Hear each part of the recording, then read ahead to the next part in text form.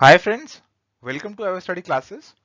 तो एक बार फिर से आपका स्वागत है हमारी 5 मिनट सीरीज में, जहां हम regularly important topics cover up कर रहे हैं यूजीसी नेट कॉमर्स और मैनेजमेंट से रिलेटेड।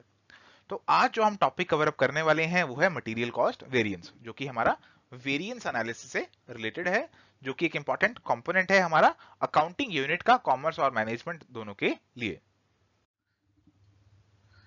तो चलिए आगे बढ़ने से पहले एक बार जल्दी से आपको हमारे कोर्सेज के बारे में बता देता हूं। तो हमारे पास यूजीसी नेट कॉमर्स और मैनेजमेंट के लिए एक यूनिट स्नैपशॉट कोर्स है, जिसमें आपको समरी नोट्स मिल जाएंगे इन टॉपिक्स के ऊपर। इसके अलावा हमारे पास unit wise past year papers का कोर्स है, जो कि दोनों कॉमर्स और मैनेजमेंट के लिए अवेलेबल है, जिसमें आपको बहुत ही सिस्टमेटिक कॉम्प्रिहेंसिव मैनर में डिटेल्ड एक्सप्लेनेशन के साथ सॉर्टेड पास्ट ईयर पेपर्स मिल जाएंगे।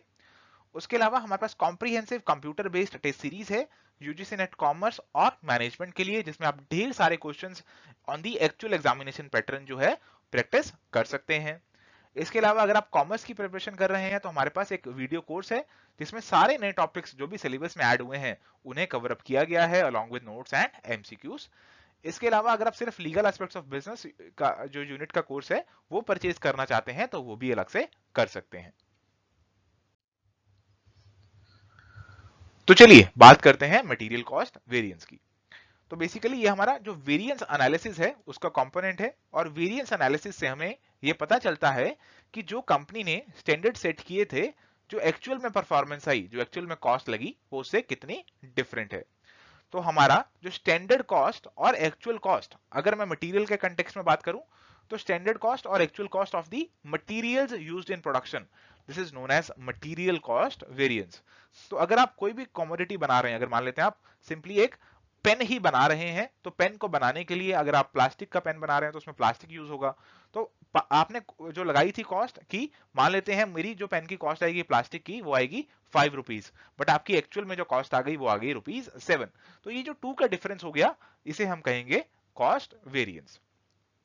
तो अगर ये जो डिफरेंस है ये ज्यादा है, जैसे 2 का डिफरेंस यहाँ पर ज्यादा आ रहा था, तो इसे हम एडवर्स वेरिएंस कह देते हैं। और अगर मान लेते हैं 5 की जगह हमारी एक्चुअल कॉस्ट आ गई होती 4, तो इसे हम कह देते हैं फेवरेबल वेरिएंस। तो अगर मैं मटेरियल कॉस्ट वेरिएंस की बात करूं, तो बेसिकली ये डिफरेंस है स्टैंडर्ड कॉस्ट ऑफ मटेरियल और एक्चुअल कॉस्ट ऑफ मटेरियल का। अब स्टैंडर्ड कॉस्ट ऑफ मटेरियल आप कैसे निकाल सकते हैं? आप स्टैंडर्ड क्वांटिटी जो भी यूज होनी चाहिए थी उस आइटम को प्रोड्यूस करने में, और स्टैंडर्ड प्राइस जो कि उसका प्राइस लगना चाहिए था उस आइटम को प्रोड्यूस करने में, उसे मल्टीप्लाई करेंगे तो आपके पास आ जाएगी स्टैंडर्ड कॉस्ट। और अगर आप एक्चुअल क्वांटिटी जो कि आपने यूज करी और एक्चुअल प्राइस जो कि आपने पे किया उसे मल्टीप्लाई करेंगे तो आपके पास हो जाएगी एक्चुअल कॉस्ट। तो इन दोनों का डिफरेंस आ गया मटेरियल कॉस्ट वेरिएंस। अब फ्रेंड्स, जो मटेरियल कॉस्ट वेरिएंस है वो बेसिकली दो कारणों से हो सकती है, या तो प्राइस के अंदर डिफरेंस आ जाए, या तो स्टैंडर्ड प्राइस और एक्चुअल प्राइस डिफरेंट हो, या फिर क्वांटिटी के अंदर डिफरेंस आ जाए, मतलब स्टैंडर्ड क्वांटिटी और एक्चुअल क्वांटिटी के अंदर डिफरेंस आ जाए। तो अगर ये प्राइस के डिफरेंस की वजह से है तो हम इसे कहते हैं मटेरियल प्राइस वेरिएंस, और इसका फॉर्मूला है standard price minus actual price into actual quantity. तो यहाँ पे एक्चुअल क्वांटिटी लेनी है, इस बात को हमें ध्यान में रखना है। और अगर हम मटेरियल यूजेज वेरिएंस की बात करें तो यहाँ पे हम प्राइस का इफेक्ट नहीं लेने वाले, तो हम जो क्वांटिटी का जो डिफरेंस आया स्टैंडर्ड क्वांटिटी और एक्चुअल क्वांटिटी का, उसे स्टैंडर्ड प्राइस से मल्टीप्लाई करके इस वेरिएंस को निकाल सकते हैं।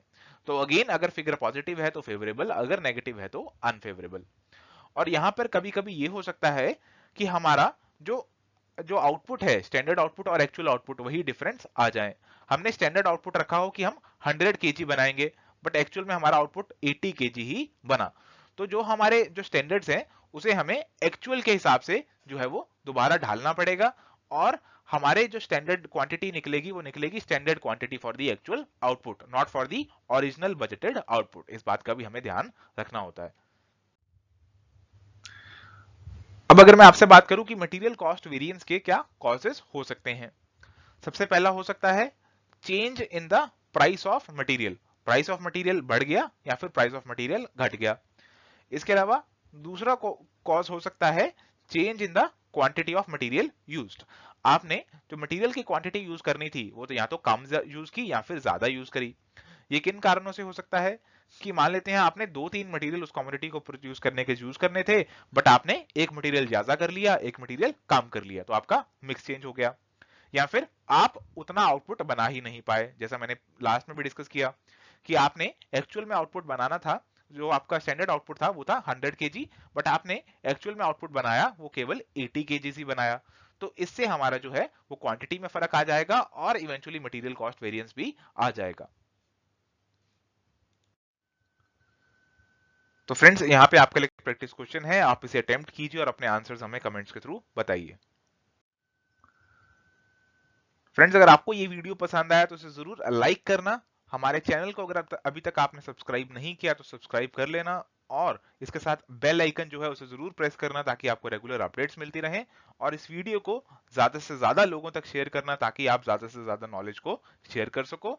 और अगर आपकी क्वेरी है आप हमें मेल कर सकते हैं, फेसबुक पेज को ज्वाइन कर सकते हैं, टेलीग्राम चैनल को ज्वाइन कर सकते हैं, या फिर हमें व्हाट्सएप भी कर सकते हैं इस नंबर के ऊपर।